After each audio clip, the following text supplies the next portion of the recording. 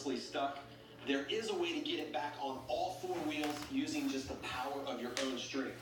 This is a method called the two-pole flip winch, and you are not going to believe how powerful it is using just a tow rope and two really strong poles that are 4 feet long and 4 inches in diameter.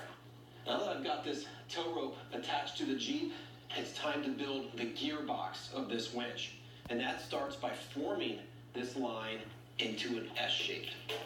Now I'm going to place in my first pole, and this is the winch pole. It's going to go across the bottom loop of this S and underneath of the top leg. And now I'm going to place in my second pole. That one's going to go over here. This is my lever pole. This is what I'm going to use to turn the winch.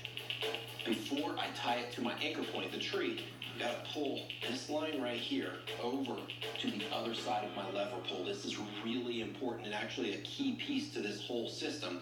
Both of these lines, the one that goes to the Jeep and the one that goes to the anchor point, have to be on the same side. You want to make sure your anchor point is really strong, so I'm going to use this tree, and I'm just going to tie it off with a timber hitch. All right, now that it's all set up, this is the last step. I'm going to put on 2 loops on each side so that I can hold my lever pole in place when I put this thing under a crazy amount of tension. Now it's time to put this winch to work, and it all starts with this lever pole.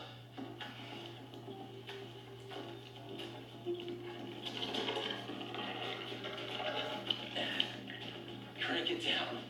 This is where these loops come into play. There's a lot of tension on this winch already. Here's where the word flip comes into play.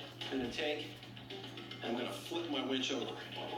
Every time I push the lever pole, it wraps the strap around the winch pole 1 rotation and pulls the Jeep about 12 inches closer.